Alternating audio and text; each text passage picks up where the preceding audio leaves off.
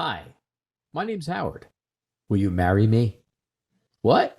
You mean you'd like to get to know me first? Well, if you think that's really important. Hey guys, today on the Land.MBA podcast, David and I are going to go delve into the third of 5 critical skills that all land investors must master: relationship building.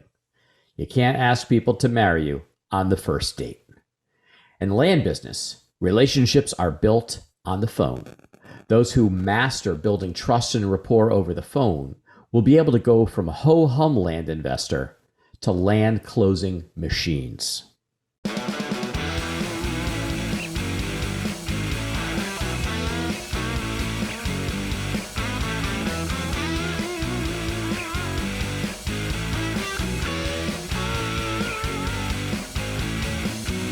Hey everybody, welcome to the Land.MBA podcast. My name is David Van Steenkist. I'm here with my co-host, Mr. Howard Zonder. How are you today, buddy? I am fantabulous as always. Excellent. Dude, I gotta tell you, the other day I sold a property, but this customer was so combative when I got him on the phone. I didn't even know why he called me. He was really kind of irritating guy. But you know what? By the end of the call, bada boom, bada bing, made the sale. And awesome. It was just a matter of using what God gave me, 2 ears and 1 mouth, and just listened, asked a few open-ended probing questions here and there, and let him talk. And then after we built some rapport, he trusted me and was like, yeah, let's do the deal. So sweet, money in the bank. Exactly. And that aligns with our topic today. And what is that? Relationship building. So we're talking about this is the second. Wait a minute. Is this a dating podcast? What'd you have in mind, sweetheart? Ain't gonna happen, buddy. Let's set expectations early. Darn. You broke my heart, Howie. Yeah. I'm sorry. We all have our likes and dislikes. I just don't do bald guys. All right. Well, there's plenty of women out there who do so. All right. I digress. So we're building on the 5 bullet points of the 5 skills that you need to pay the bills in this business. And the second one in our order is relationship or rapport building. And that is essentially the art of persuasion. It's sales, whether you're talking to a seller or a buyer. Absolutely. It's a really important topic, and it's make or break in this business because so much of this business is done on the phone with people that you never actually meet. So being able to build a strong rapport with people that you don't even meet face to face is a great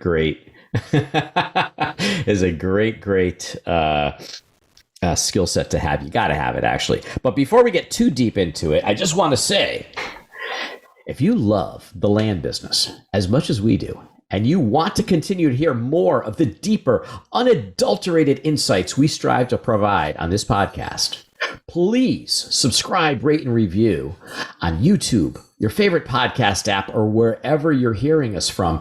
It really helps us to provide great content for free. And even if you don't love it, if you're just coming back every week because you just got nothing better to do, my God, rate, review, and subscribe. Leave a comment. Do something.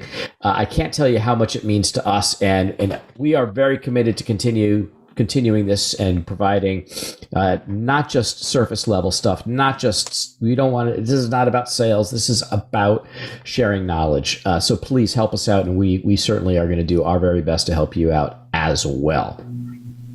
It's not about sales. Boy, you oversold that one, I'm telling you.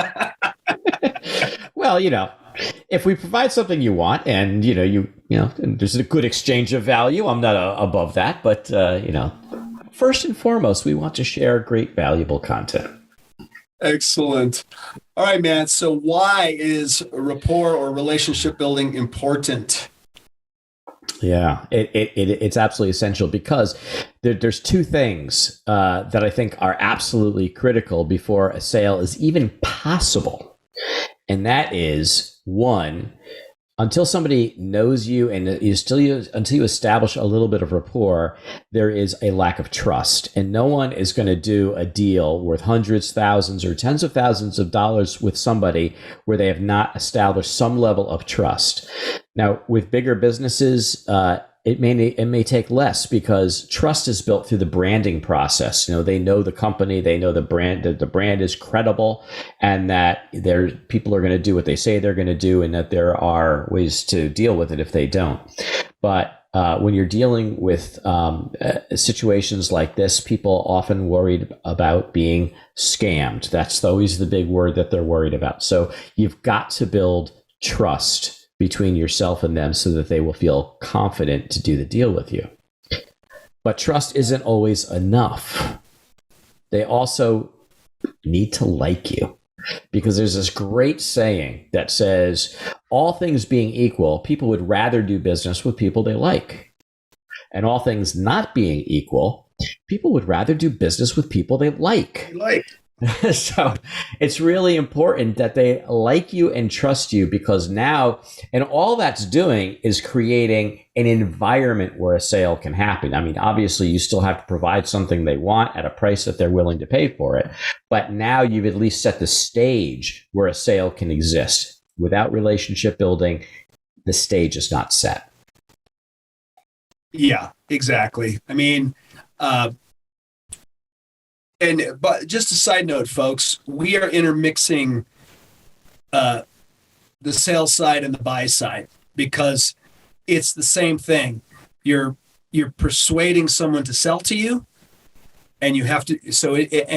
And you're persuading somebody to buy from you. So it's the questions might be a little bit different, but it's the exact same process. So, which we're going to get into a little more details. It's essentially a sales process. And, so the key to these conversations is, asking open-ended questions. So, Howard, good explanation on why it's important. I totally agree. When is it important? I guess there's, I never really like using superlatives in any conversation, like never, always, whatever. But this is a case where it actually makes sense. The answer is always. And it doesn't matter who you're working with. I mean, whether you're dealing with sellers, buyers, title companies, county people, at the end of the day, we're always having an engagement with somebody where there's an exchange of value, or we need something and it's their job to give it to us. But still, the pace, the quality of those conversations is all based upon relationship. They always say you can catch more more flies with honey, bees with honey. I don't know. It's something like that. I feel like George W. Bush right now. It's like I'm screwing up my cliches. But at any rate, it's true. At least you don't say nuclear. Yeah, nuclear. So, at any rate, no. What did he say? He goes, fool me once, shame on me. Fool me twice, shame on. Well, you get the idea. It was almost that was almost a Bidenism the way he said it. Yeah, the thing. The thing. Let's not digress. So yes, the answer is always sellers, buyers. Excuse me. All right. Yeah, exactly. So I think now, all right. So let's get into some of the the questions that we're going to ask. Let's talk about sellers first, and then buyers. But what are some of the questions you might start with to build trust with a seller? So I think the first thing is, sometimes we just answer the phone. Sometimes we let everything maybe go to voicemail or to an answering service. So by the time we call them, we're actually calling them. They're not calling us. So the first thing we have to do is we have to introduce ourselves. This is who I am. This is why I'm calling. Sometimes they're happy to hear from us, and sometimes they're not. But how we start the conversation kind of sets the tone for everything. So, obviously we want to be positive, we want to be upbeat, but not over the top, because that may not sound sincere. And, so I think a clear statement of who you are, why you're calling. But then what I think happens very quickly in these conversations, whether it's on the buy or sell side, is the other side, because you haven't built rapport yet, you haven't built trust yet, they jump right into the facts. Tell me about the property, tell me the speeds and the feeds and the acreage and, the zoning or the price. We're focusing on sellers right now. Yeah. So they're gonna focus on the price. That's usually going to be the big thing for them. First and foremost. Now, the trick, I think, for the way I try to do it, is I don't let them control the conversation. I control the conversation, but not in a controlling way. I don't want them to feel like I'm controlling the conversation. So let me just interject. That would be called leading. You're leading. Leading, exactly. Yeah, leadership is a good thing. So I get in there. I'm like, hey, I definitely understand that price is going to be the big issue here, and we're absolutely going to get to that. But before we do, can I ask a couple of questions? And I say, can I ask a couple of questions, because that gives them the feeling of control, even though I've taken them off their game and switched the conversation in the direction I've wanted it to go. Yeah. And then I'm going to start asking questions.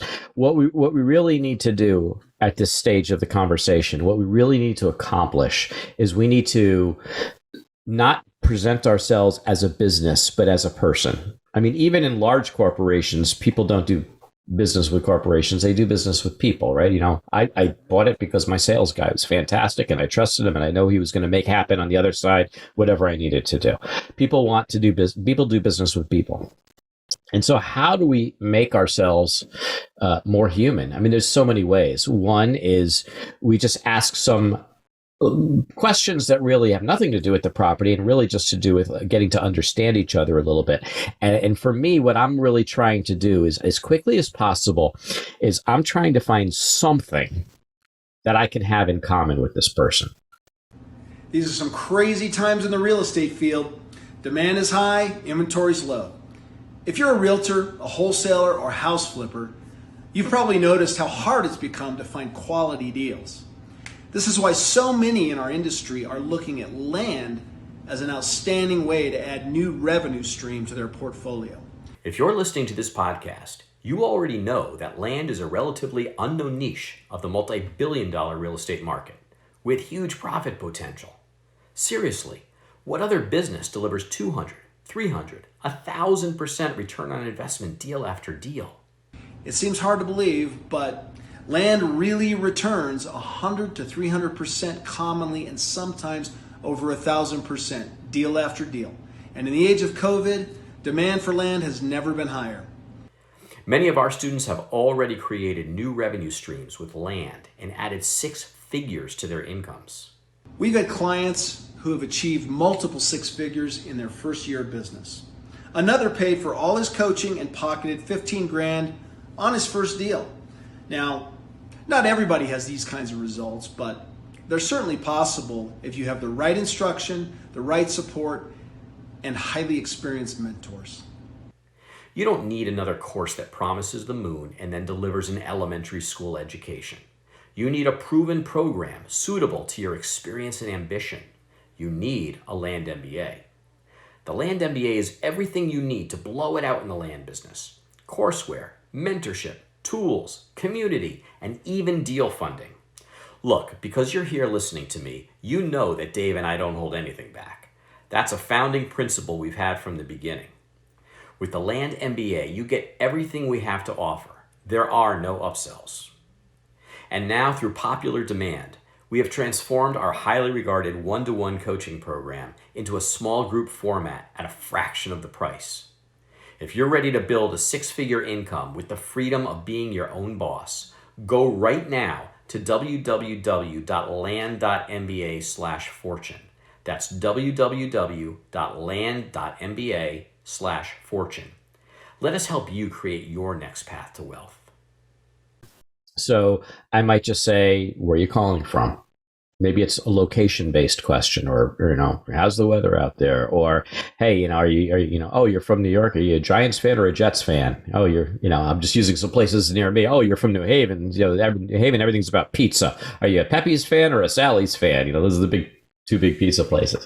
But whatever it is, it doesn't matter. It's about saying something and getting them talking about to just kind of talk about something that they relate to or care about or have an interest in. It's got nothing to do with the land, so that we can develop that personal relationship. Absolutely. And that conversation may lead down another road. It may lead to other talking about your family or your kids or your pet. Oh yeah, you're a dog guy. Yeah, I'm a cat guy, but whatever. Stuff like that. And you start to build that rapport. And so it's very important, even though, you should have if you're out and about and you're taking calls or returning calls, you should have your primary script available, printed out. If you're in the car a lot, when I was doing this business part-time and I was in sales, I was in the car all the time. So I would, I'd have it on my phone, but I'd always have printed sheets of my script. So it was ready, but you have to practice so that it becomes conversational. You don't want to sound scripted, because then if the conversation goes off your script, you're screwed. It's like, a president we know when he goes off teleprompter, and it can go really bad. But you want to practice this art, this skill. But yeah, exactly right. Like, where you calling from, a little bit about the weather and things like that. Start to build that trust, and then you can start to bring it into the facts and the figures when you get to the right part, and you feel, and it's very much a judgment call on how deep you go with questions. But then you might ask them, you might come in and ask them about, what are your goals? What was the reason that I'm sure you've gotten, have you gotten letters from other people? Why did you call us? Before we get quite into that part, can we just explore this front end just a little bit more? Okay. There's a quote, and I think the quote belongs to Maya Angelou, the poet.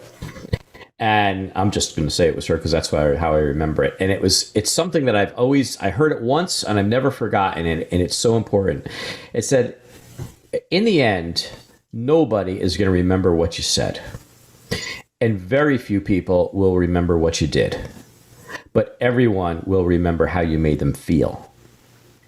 And that's really what we're trying to accomplish. So think in your own life where you've been in a situation where it's maybe you were in the presence of somebody with a big title or the CEO of your company or whatever it was, and it felt a little bit intimidating.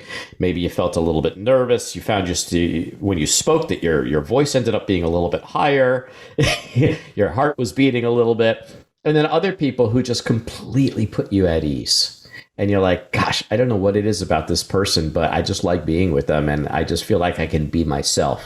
And when people are themselves, they let loose and they talk and they just relax and they say what's really on their mind. They don't hold back. And that's really where we want to get them. We're trying to get people to relax and feel comfortable. And so the word I would use here is you want to be accessible. You want to be a person that they can say, I like and trust you. And I feel like I can just be myself with you.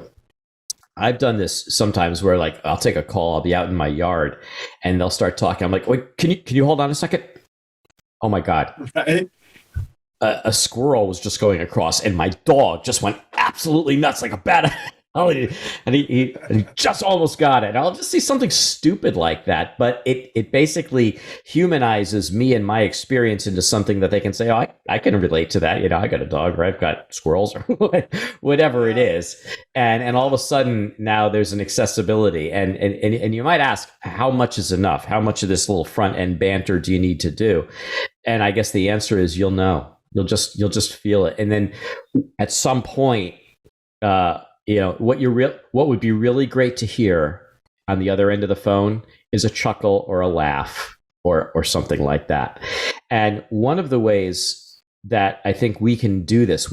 In order to make them feel relaxed and be willing to share, when we get on the phone, we have to be relaxed and we've got to be willing to share.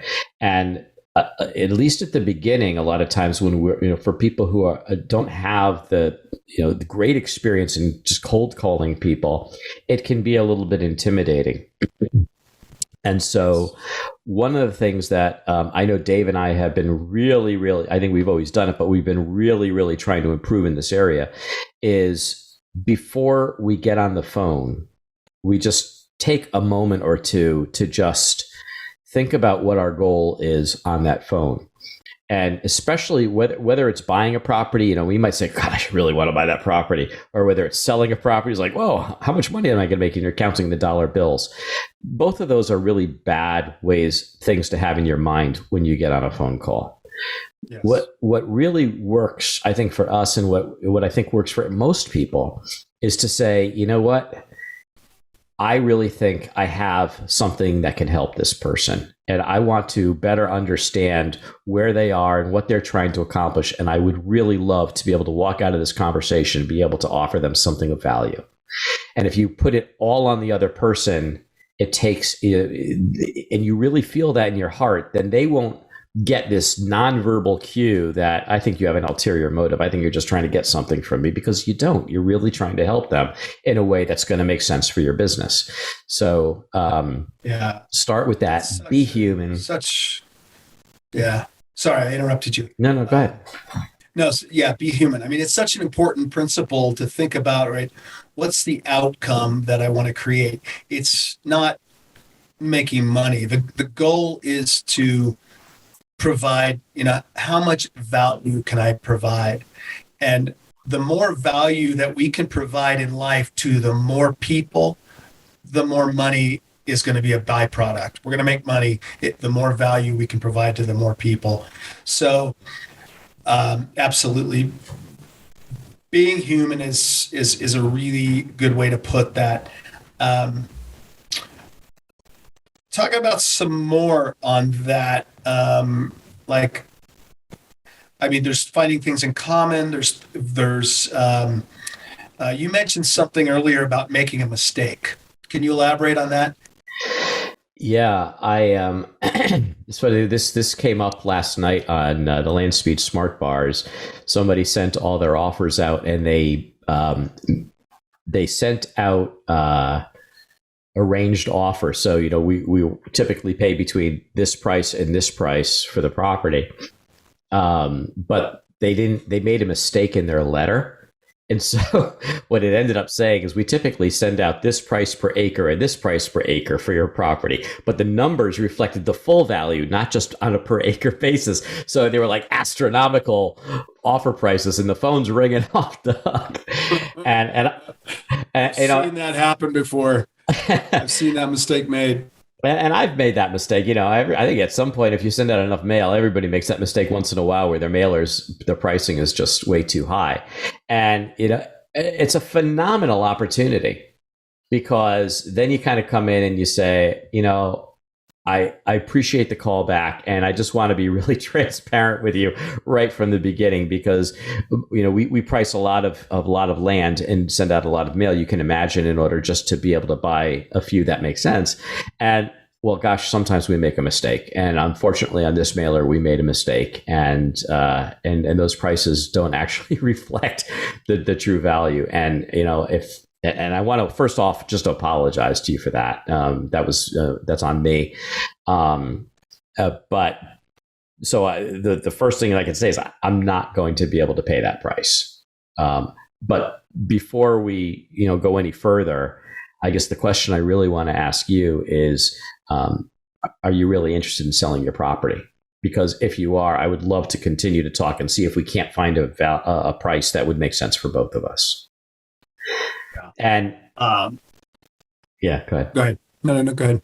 So not only does that set up, hopefully at this point, a quick negotiation, because you haven't done the due diligence yet. You don't want to do a final negotiation. You just want to establish the expectation that price ain't going to be it. But what it also does is say, look, I made a mistake. I own my mistake. I'm human, because humans make mistakes. And now I'm not this big, scary company on the other side of the phone with a brand that they don't really know. Just because they doesn't know us doesn't mean we're not a big and established company. They don't know. So now I'm just a human being like them, and I'm fallible, and that makes me accessible. Yes, exactly. I've had that same situation happen a couple of times where I was able to reel them in and get the deal. That's a great point. It really shows your human side and breaks down some barriers. And then we get into some open-ended questions, in addition, if you need them. And we've already covered several. Oh, you know what? I just want to go back though. You talked about this is just when you make that mistake and it's just a point, you're building rapport, but you haven't been able to, necessarily look at the property yet. But hopefully if it came in, this is slightly off subject, but I just want to drive this point home. Hopefully it came in through your phone service or email or whatnot. I mean, if you pick the phone up live, then you're just reacting live. But as I always try to say, never let the people off the phone without trying to get a deal if you can, because people are so busy today and they're getting hammered from so many different pieces of media to get their attention, text messages, email, everything. So sometimes, even if they're really interested, it can take you a couple of weeks to get them back on the phone. So I implore anybody, if unless you're in the car or whatnot, but if you're in front of your computer and you've got them on the phone, maybe you picked up the phone and be like, hey, look, let me, do you have 5 minutes? And I'll go on and look at some numbers and be able to make you an offer here and there that we can discuss. Because I always try, I don't like the thing, well, send me another offer.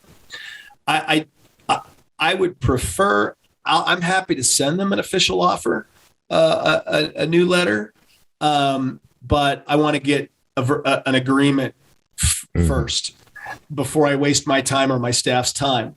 And even a lot of times so, if it's a live phone call, I try to keep them on the phone. You got a few more minutes. If, it came in through the other channels, then I should have had an opportunity to look at it and say, oh, holy cow. And then be able to have a number in my mind when I call them up so we can negotiate that. And then to take it to another level, I'll say, I'm happy to send you an official new, fresh, clean offer if it makes you comfortable. However, if you scratch out the offer in there and write it in and initial it and then sign the document, just take a picture of it, text it to me. That's all I need to open up escrow, and the title company will clean up the final contract. I like to have that, and that saves time. So if you would just send that to me, and then if you want me to, I'll send you another contract, but I can use that scribbled on piece to open escrow. Anyway, it's a sidetrack, but I think it's really important because this has happened in my business a lot. And I'm really trying to drive home with my acquisition person nowadays that, hey, you got them on the phone. Let's try to get something signed. Even if you go into due diligence and realize, ooh, we still need to offer less because you discovered something. Well, that would have happened anyway. Get it under contract. Yeah. Good point. You talked earlier about open-ended questions. And I think part of this is, that we really want to get into in this podcast. It's not just the what and the why, but also the how. How do you actually do it? And, we've talked a little bit about it, but I think there's a little bit of a simple flow, a 5-step flow. And I would say, don't feel like you've got to go exactly like this in this order all the time, very rigid. I mean, you've got to let conversations flow the way they're going to flow. But I think if you follow these 5 steps, you really will do a great job in building that rapport. And it's funny because whether it's sales or marketing or team building I can think of all of the corporate offsites I've been to in my career. It always feels like group therapy. And I always kind of walk away from those things and I'm saying, gosh, I could really apply this in my personal relationships too. Maybe improve my marriage or whatever it is. And it's true. I mean, I think becoming a better communicator, having higher emotional IQ is some of the most valuable lessons we can learn both in business and personally as well. And one of the things that I learned, and it took me a long time to learn it, is that it's really important to validate other people. At the end of the day, what we all want is we all want to feel heard. We all want to feel that you hear me, you understand me, you know where I'm coming from. And at least if we have that, then we can have the basis of a conversation. But if somebody says something and then you counter with what you want to say, but you haven't taken the time to validate them, then they don't feel like you've really heard them. And they're going to dig in their heels and they're saying, I'm not going to stop until you understand where I'm coming from. So, and that's just a really important point on that. Validate does not mean agree. Right. You can strongly disagree with them, and still validate their position so they feel heard. And that's all most people want.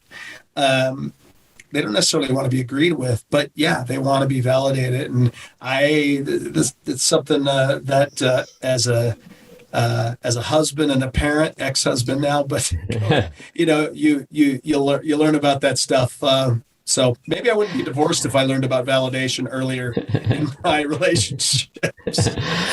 Hey, folks, people often talk about automating and outsourcing your land flipping business, but what does that really mean? Generic solutions leave it to you to figure out how to set up and maintain the automations. I've been running my land business on LandSpeed for over 3 years because it's a total solution and allows me to focus on being a great land investor. LandSpeed was built specifically for land investing by a land investor. And with many of the most successful people in the business using it for years, it's evolved into one of the most feature-rich solutions on the market. Some of the key benefits I get are being able to create and manage mail campaigns and neighbor letters. I'm able to automate tasks amongst my team, create contracts and deeds, and email, text, or mail them within a few clicks. I can automatically capture sales leads from any lead source, including Facebook Messenger. Then it automatically pushes those leads into my sales funnel so that I can manually follow up, but they also go into my automated drip campaign. And since LandSpeed's a total cloud-based solution, I can run my business from anywhere in the world with a phone, laptop, or tablet. So if you want to turn your hobby into a professional, scalable business, just go to landspeedtech.com/Dave to receive a $150 discount today.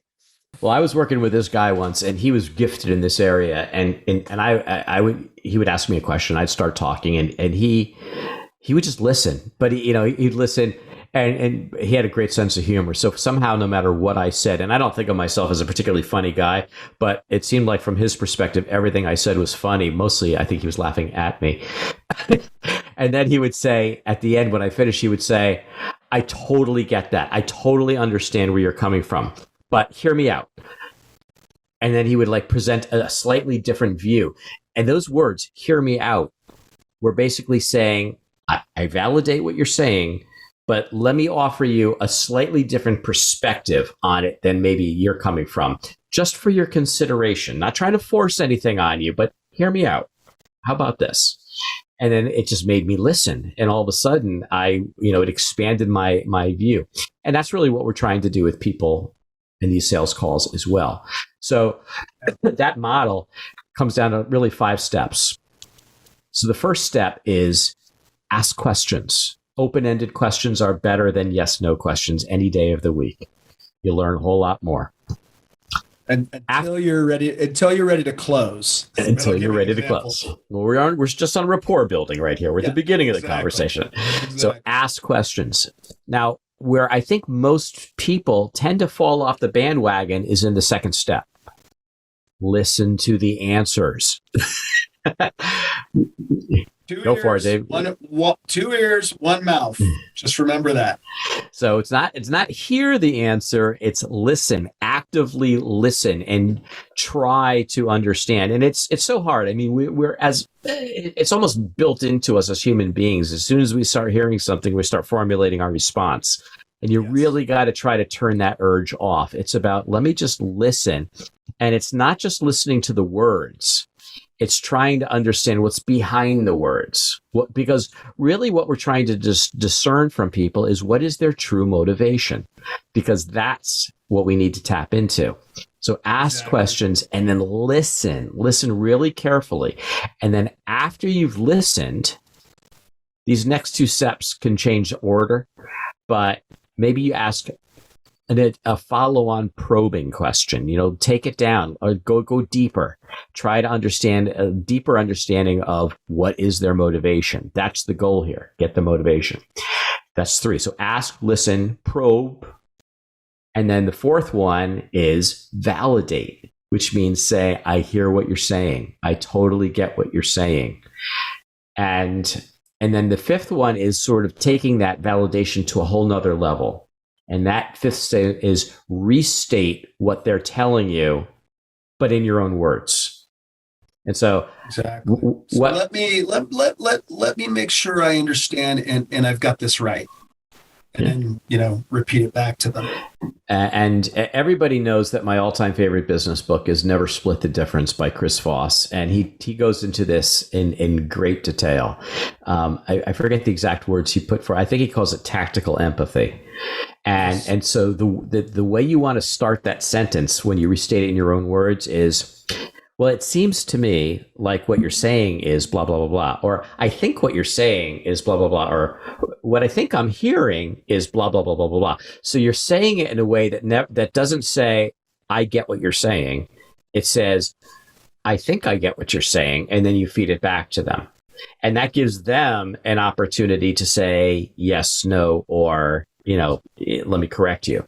And again, going back to that book, what he wants to hear on the other end of that is not you're right. Those are not success. That's not a successful conversation. What you want to hear after you say, it seems to me, blah, blah, blah, blah, blah, you want him to hear, that's right. That's right is not a personal thing. It means that the concept that you've just stated is exactly what it is I'm trying to communicate to you. And when they say that's right, that means you have validated them and they feel validated. And at that point, they are open to whatever you have to say. But just like many of us know from our personal relationships, until they feel validated, it doesn't matter how right you are. It doesn't matter how good what you're saying is. It doesn't matter how good your offer is and how much value you're offering them. They can't hear you. Exactly right. That wall is up. You gotta break that wall down. And sit back and think about the principles that we're talking about right now. It applies to every aspect of your life, your spouse or your significant other, a friend, your children, your parents, siblings, anybody, a colleague. It absolutely applies. And validation is so important because now, see, people ultimately always make decisions to purchase or to sell on emotion. Yeah. It's always an emotional decision, but then you back into it and you validate the decision based on facts, but you don't make the decision on the facts. You make it on emotion and then you validate it with the facts. Whether you got to make yourself feel better or, am I doing a good deal? Yeah, I guess it's got this, and this. Now, let me just talk about it from on the sales side perspective when we're talking to a buyer. What are we doing when in the marketing of our properties? We are selling the dream. In our ad copy, we're taught to build a dream. And that's in our, first few paragraphs. And then we start to talk about the facts and the figures. And we got a table below with, acreage and road access and power and all those specifics. So I have sold properties, multiple times when I had a buyer on the phone that had all these specific requirements, about access and power and sewer and water and all that stuff. But focusing on the dream, the emotional part, and their goals. What do you want to do with the property?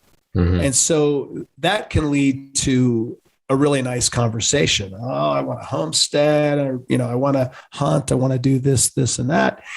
And then that conversation might lead to the point where they realize they really start to fall in love with this property and realize, that fifth criteria that it doesn't have on my list, that was really a nice to have. It wasn't a must. Right. Yeah. This thing checks enough of the boxes. Let's do it. Yeah. And I want to do business with you because I trust you and exactly. I like you. Yep. But you never got to those facts and those facts and the figures because they trusted you and they felt validated. They felt like you heard them. You connected on an emotional level.